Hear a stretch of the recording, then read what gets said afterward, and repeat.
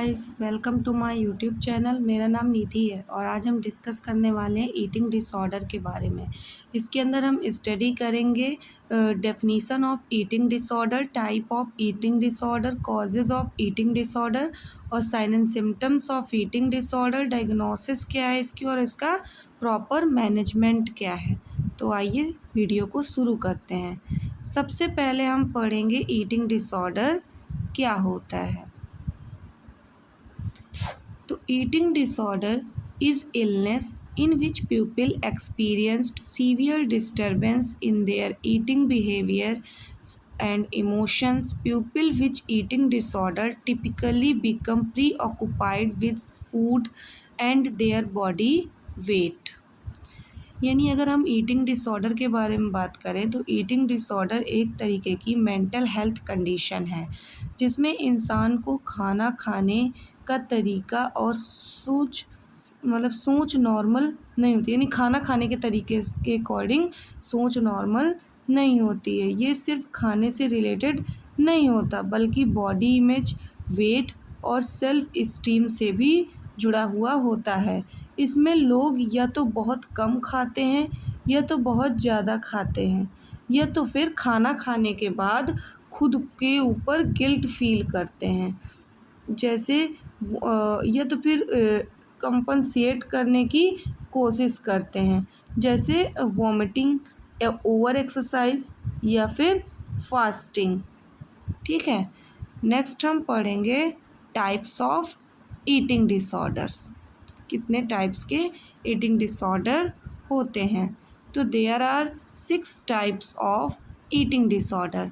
First is anorexia nervosa, second is bulimia nervosa and third is binge eating disorder and fourth is rumination disorder and fifth is picker disorder and sixth is avoidant resuscitative food intake disorder.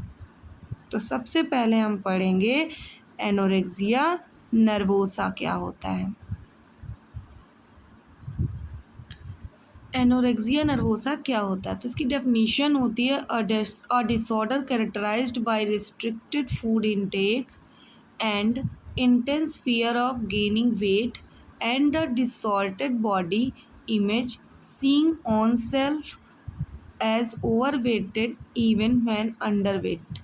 यानी कि anorexia एक serious eating disorder है जिसमें व्यक्ति अपने wait और body shape को लेकर इतना ऑब्सेस्ड हो जाता है कि वो खाना बहुत कम कर देता है, यानी खाने को बिल्कुल से ही अवॉइड करता है, जिसकी वजह से उसका बॉडी वेट मतलब बहुत ज़्यादा कम हो जाता है।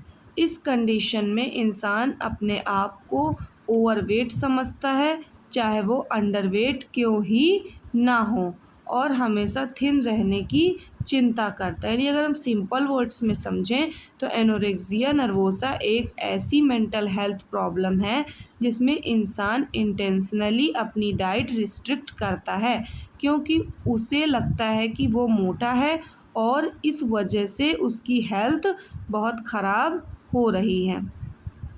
इसके जैसे कि कुछ फीचर्स हैं जिसमें से extreme weight loss and failure to maintain normal body weight, यानी कि इसमें बहुत ज़्यादा वेट लॉस होता है और नॉर्मल मतलब बॉडी वेट मेंटेन करना फेलियर हो जाता है। इसमें ऑब्सेशन होता है डाइटिंग के लिए, कैलोरीज़ के लिए और बॉडी शेप के लिए। इसमें एक्सेसिव एक्सरसाइज करना पड़ता है, करते हैं तो भी पेशेंट या तो भी fast of use of laxative, जिससे कि खाना आसानी से पच जाए। नेक्स्ट इसके हेल्थ रिस्क होते हैं जैसे कि malnutrition, heart problem, brittle bone जिसे हम ऑस्टियोपोरोसिस भी बोलते हैं, इनफर्टिलिटी, इन सीवियर केसेस में डेथ भी हो सकती है। नेक्स्ट हम पढ़ेंगे बुलिमिया नर्वोसा। बुलिमिया नर्वोसा की अगर हम बुलिमिया नर्वोसा के अंदर अगर हम उसकी डेफिनीशन देखें तो क्या होती है, तो disorder involving cycle of binge eating large amount of food in a short period, followed by compensatory behavior like vomiting, excessive exercise, in misuse of laxative to prevent weight gain।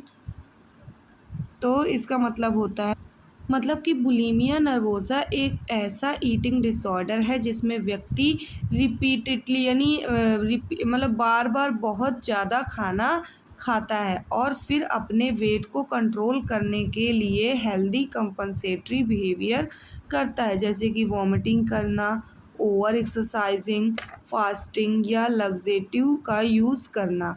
इस condition में इंसान को अपने खाने पर control नहीं रहता और खाना खाने के, मतलब कि देखा जाए तो अगर इस कंडीशन में जो गुजरता है तो उसे मतलब अपने खाने पे कंट्रोल नहीं रहता, वो पर्टिकुलर खाना खाता रहता है और बाद में गिल्ट फील करता है कि कहीं उसका वेट ना बढ़ जाए या उसने ज़्यादा खा लिया है, इसके लिए फिर वो ज़बरदस्ती में वॉमिटिंग करेगा और ओवर एक्सरसाइज करेगा, फिर फास्ट रखने की कोशिश करेगा। इसके कुछ की फीचर्स हैं, जैसे कि feeling weight loss of control during binge episodes, यानी मतलब कि कंट्रोल खो जाता है जब बिंग एपिसोड्स आते हैं, तो उस समय मतलब वो बिना रुके खाना खाता है, बाद में वो गिल्ट फील करता है, सेम फील करता है और स्कैरी फील करता है अपने मतलब कि ईटिंग बिहेवियर को लेकर के, कि मतलब कि उसने इतना ज़्यादा खा लिया है, अब उसका मोटापा बढ़ जाएगा, गेन मतलब उसका मोटापा गेन कर लेगा, तो बॉडी वेट गेन कर लेगी। तो normal slightly over normal body wait, not always under weight, यानी कि इसमें मतलब कि यानी इसमें रहता पेशेंट नॉर्मल बॉडी वेट में, लेकिन उसको ऐसा लगता रहता है कि वो ओवरवेट या अंडरवेट नहीं है। ठीक है, मतलब कि जो लोग पतले होते हैं उनको वो इसलिए ज़्यादा खाना खाते हैं कि हम मोटे हो जाएं, लेकिन जो लोग पहले से नॉर्मल बॉडी वेट होते हैं वो लोग मतलब इसलिए खाना खाते हैं कि हम अंडरवेट हो जाए। नेक्स्ट हम पढ़ेंगे इसके कुछ रिस्क फैक्टर्स होते हैं, जैसे कि electrolyte imbalance, dehydration, tooth erosion, form stomach acid या फिर gastro intestinal problem and heart issues. Next disorder है हमारा binge eating disorder. Binge eating disorder हमारा क्या होता है ये पढ़ते हैं, यानी a condition where a person regularly consume large amount यानी large quantity of food in a short time but does not engage in purging and compensatory behavior। यानी कि बिंज ईटिंग डिसऑर्डर एक तरीके की कॉमन ईटिंग डिसऑर्डर है जिसमें इंसान की ही टाइम पर बहुत ज़्यादा खाना खाता है और मतलब और खाने पर अपना कंट्रोल लॉस कर देता है, इसके बाद वो गिल्ट, सेम या डिप्रेशन फील करता है, लेकिन बुलिमिया की तरह वॉमिटिंग, फास्टिंग या ओवर एक्सरसाइज जैसी कंपनसेटरी एक्शंस को नहीं करता है। जैसे कि इसके कुछ की फीचर्स होते हैं, जैसे कि आपकी eating usually large amount even when not hungry, या फिर eating rapidly and until uncomfortably full, या फिर feeling of guilt, shame and अन मतलब कि डिस्ट्रेस आफ्टर वर्ड, यानी कि सॉल्ट टाइम में बहुत ज़्यादा खाना खाना, या फिर मतलब कि वेट लॉस करते वक्त लगता है कि कंट्रोल ही नहीं है, यदि जो पेशेंट वेट लॉस कर रहे हैं तो उनको ये लगता रहता है कि हमारा खाने खाने पे कंट्रोल ही नहीं है, ये तो फिर वो किसी प्रकार से स्ट्रेस ले रहा है या फिर सैड है, या तो फिर मतलब कि लॉनलीनेस की वजह से भी वो खाना एक्सेसिव मात्रा में खाने लगता है।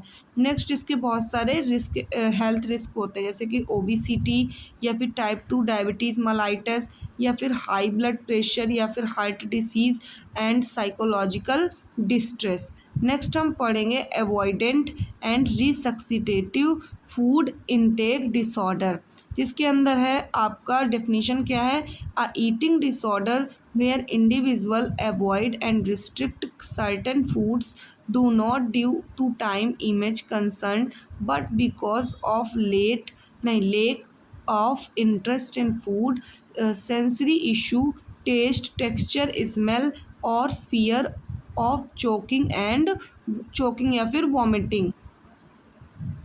जैसे एवॉइडेंट या रिसक्सिटेटिव मतलब रिस्ट्रिक्टिव फूड इनटेक डिसऑर्डर एक ईटिंग डिसऑर्डर है जिसमें इंसान नॉर्मल अमाउंट ऑफ फूड नहीं खाता या अपनी डाइट को बहुत ज़्यादा रिस्ट्रिक्ट कर देता है। ये एनोरेक्सिया नर्वोसा जैसी नहीं होती है क्योंकि मतलब एवॉइडेंट डिसऑर्डर वाले लोग वेट लॉस या स्लिम दिखने की ऑब्सेशन की वजह से खाना अवॉइड नहीं करते बल्कि रीजन कुछ और ही होते हैं, जैसे स्पेसिफिक फूड का टेस्ट टेक्सचर या स्मेल पसंद ना आना या खाना खाने का डर, जैसे चोकिंग या वोमिटिंग का डर। ईटिंग में इंटरेस्ट की कमी के कारण भी वो लोग अवॉइड करते हैं। इसकी वजह से उनकी न्यूट्रिशनल डेफिशिएंसी या वेट लॉस या ग्रोथ प्रॉब्लम हो सकती है।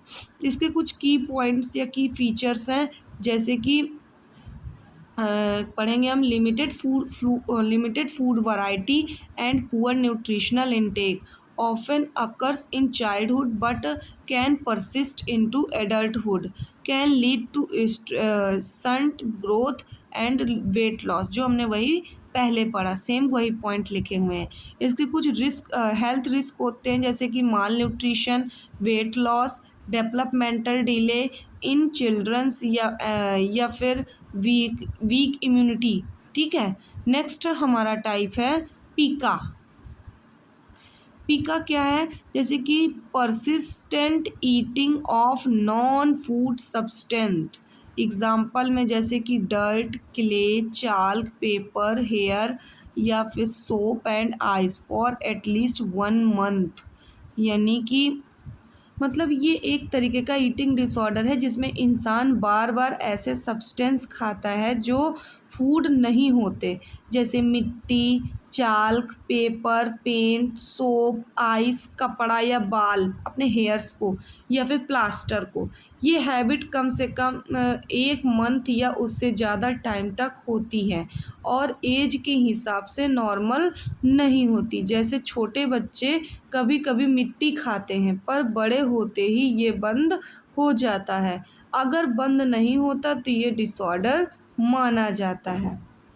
इसके कुछ की फीचर्स होते हैं, जैसे कि मतलब कि नॉन फूड आइटम्स का खाना या फिर एटलीस्ट 1 मंथ तक रिपीट करना या फिर एज के हिसाब से इनअप्रोप्रिएट होना। जैसे 2 साल के बच्चे को ऑब्सेशन होता है मिट्टी खाने का, और लेकिन 8 साल के बच्चे या एडल्ट्स में ये एबनॉर्मेलिटी नहीं होती है, लेकिन अगर वो होती है कंटिन्यू वे पे तो ये डिसऑर्डर माना जाता है। जैसे कि इसमें भी दिया गया है behaviour in an inappropriate for individual developmental level या फिर not part culturally accepted in practice.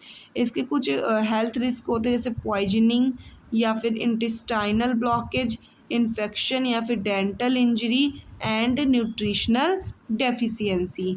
Next हमारा टाइप है rumination disorder. Rumination disorder, a condition where individual repeatedly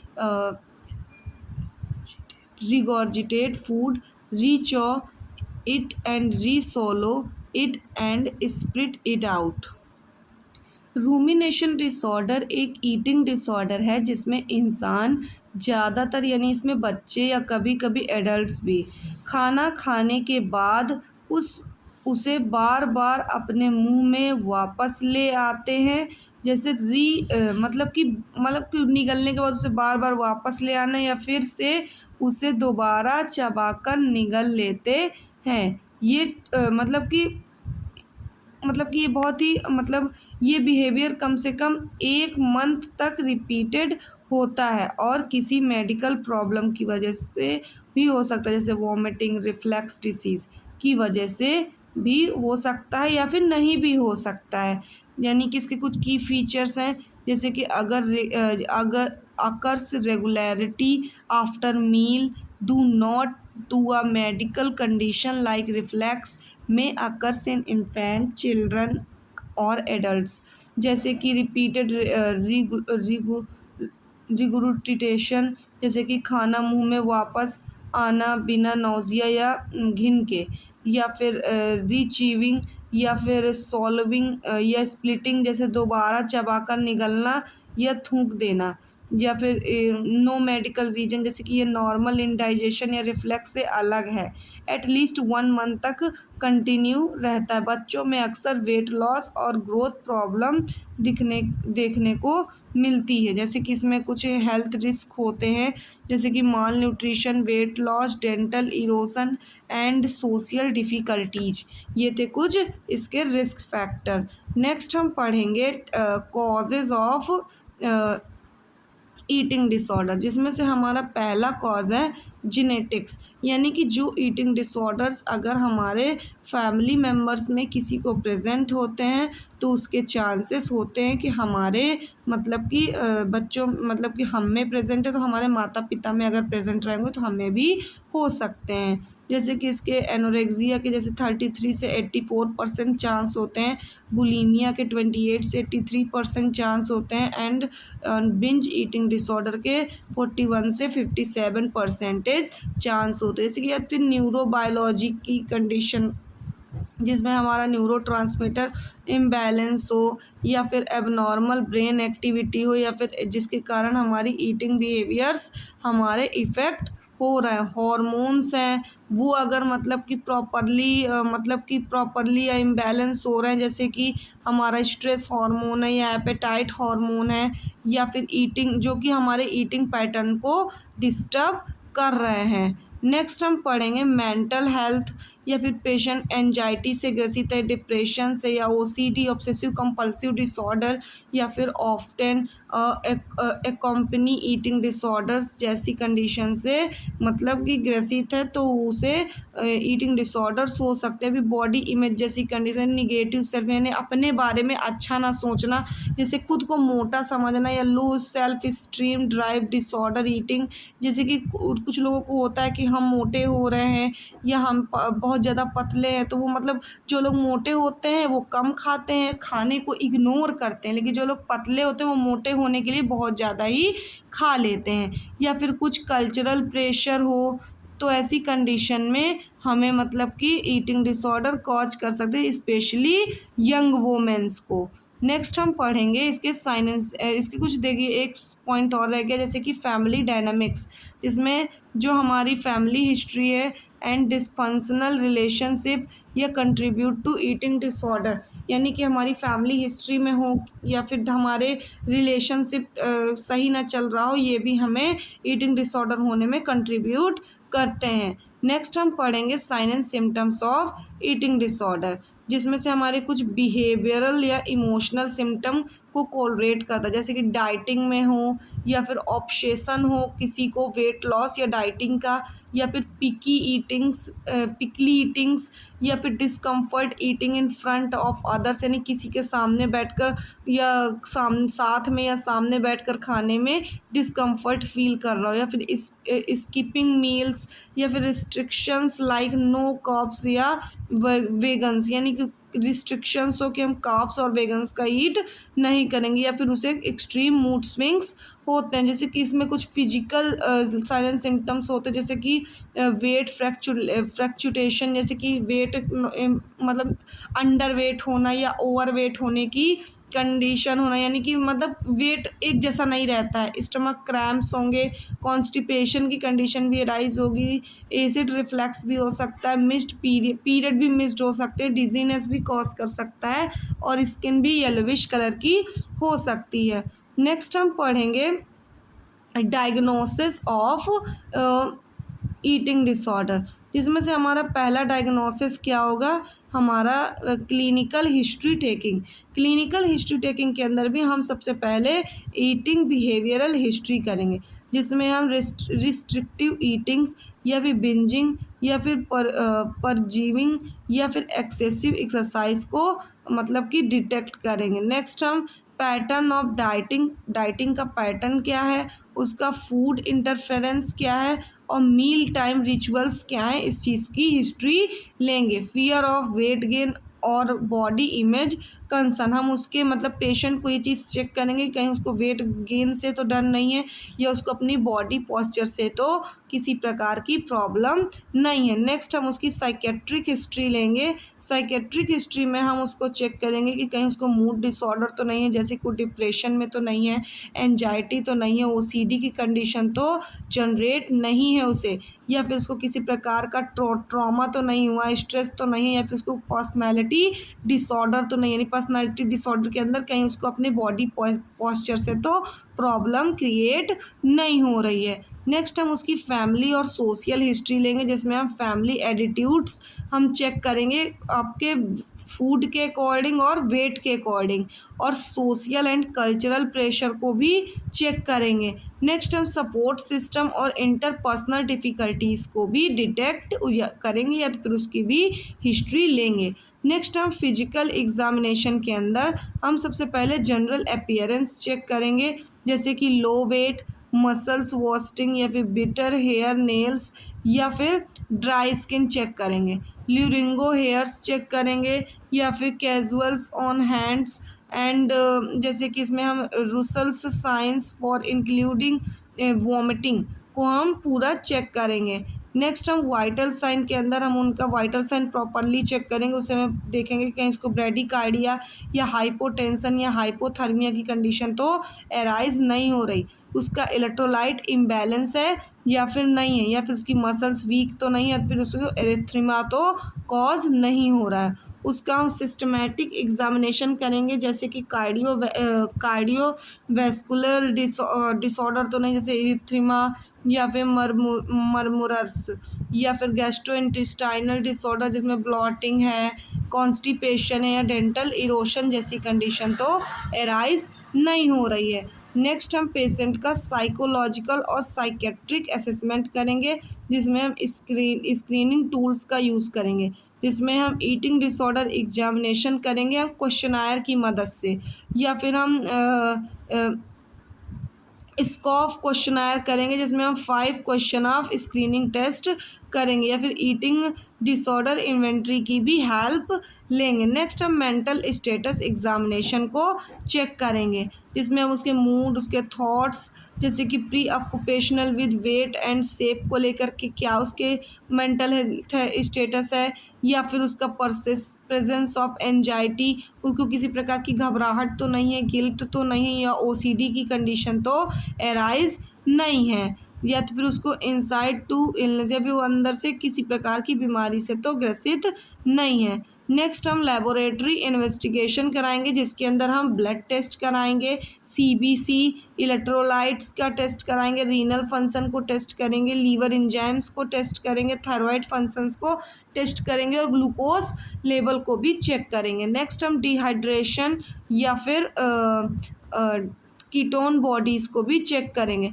हम उसकी बॉडी से रिलीज़ होने वाले या सिक्रीट होने वाले हार्मोन्स को भी डिटेक्ट करेंगे, जैसे luteinizing hormone, follicle stimulating hormone, estrogen या टेस्टोस्टेरोन जैसी कंडीशन को मेज़र करेंगे। और इस चीज़ को डिटेक्ट, अगर वो लेडी है तो उसको हम इस चीज़ को मतलब कि टेस्ट करेंगे कि उसको एमनोरिया तो कॉज नहीं है, या उसको लो लैपिडो तो कॉज नहीं हो रहा है। फिफ्थ हम imaging and social special studies करेंगे, जैसे कि जिसमें हम ईसीजी करेंगे या फिर बोन डेंसिटी को मतलब कि डिटेक्ट करेंगे, या फिर जीआई स्टडी करेंगे, जिसमें हम उसकी सीवियर वॉमिटिंग, सस्पेक्टेड ईसोफेजियल या गैस्ट्रिक डैमेज को चेक करेंगे। नेक्स्ट हम मेडिकल मतलब कि डिफरेंटल डायग्नोसिस के अंदर हम मेडिकल कॉजेज़ चेक करेंगे, कहीं उसको हाइपोथायराइडिज्म तो कॉज नहीं कर रहा, गैस्ट्रोइंटेस्टाइनल डिसीज़ या मेलिग्नेंसी तो कॉज नहीं कर रही, इसको साइकोटिक कॉजेज़ तो नहीं, जैसे कि depression, OCD, body dysmorphic disorder तो कॉज नहीं हो रहा है। नेक्स्ट हम चेक करेंगे इसका हम मतलब नेक्स्ट हम पढ़ेंगे ईटिंग डिसऑर्डर का मैनेजमेंट क्या होता है। तो अगर हमारे पेशेंट को हॉस्पिटल की रिक्वायर है तो हम सबसे पहले उसको हॉस्पिटल सुविधाओं को प्रोवाइड करेंगे।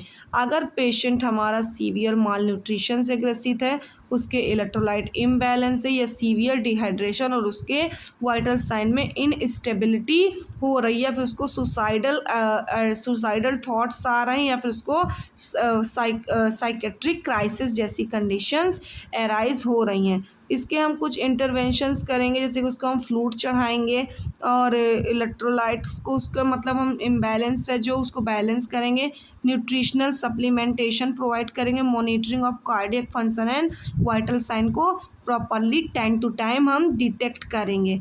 नेक्स्ट हम उसका न्यूट्रिशनल रिहैबिलिटेशन को चेक करेंगे, जिसमें हम डाइटरी काउंसलिंग करेंगे, उसके मील प्लान्स को चेक करेंगे, जो मतलब उसके डाइटेशन ने बनाया हुआ है उसमें हम उसको एडिक्वेट कैलोरीज, प्रोटीन और माइक्रोन्यूट्रिएंट्स को प्रोवाइड करेंगे।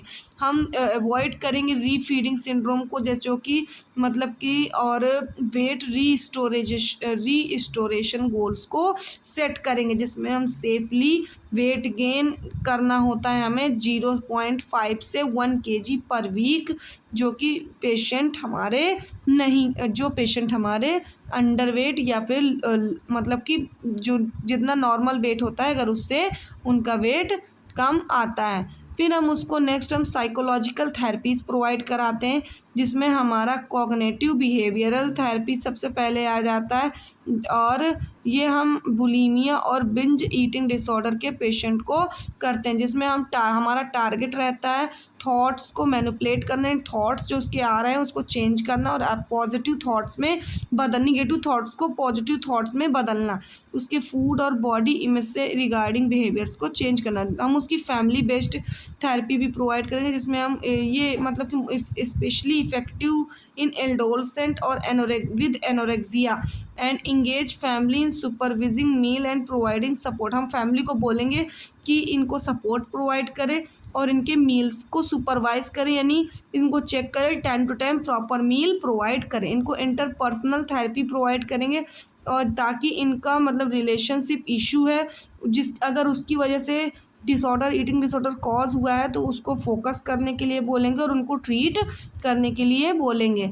नेक्स्ट हम पढ़ेंगे इंटरपर्सनल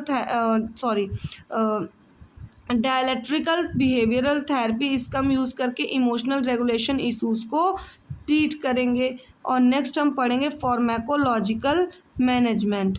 फार्माकोलॉजिकल मैनेजमेंट में हम अगर पेशेंट बुलीमिया नर्वोसा से ग्रसित है तो हम उसको selective serotonin reuptake inhibitors provide करेंगे, जो कि हमारे बिंज पुर्ज साइकिल्स को रिड्यूस करता है। हम बिंज ईटिंग डिसऑर्डर है तो हम उसमें भी SSRI या फिर टोपिरामेट को प्रोवाइड कराते हैं। एनोरेक्सिया नर्वोसा में not specific drug but anti depressant और एंटी साइकोटिक ड्रग हम प्रोवाइड कराते हैं, जो कि हमारे वेट गेन और डिसऑर्डर्ड थिंकिंग को मतलब ठीक होने में हेल्प करती हैं। नेक्स्ट हम पढ़ेंगे एजुकेशन और सोशल सपोर्ट हम क्या प्रोवाइड करते हैं।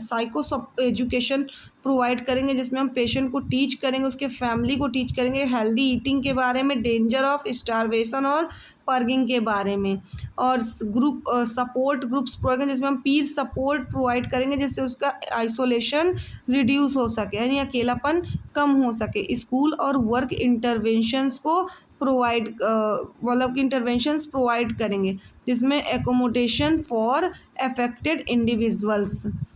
तो आज की वीडियो में इतना ही।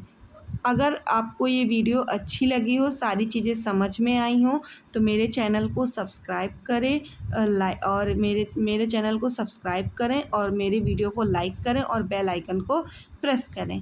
Thank you.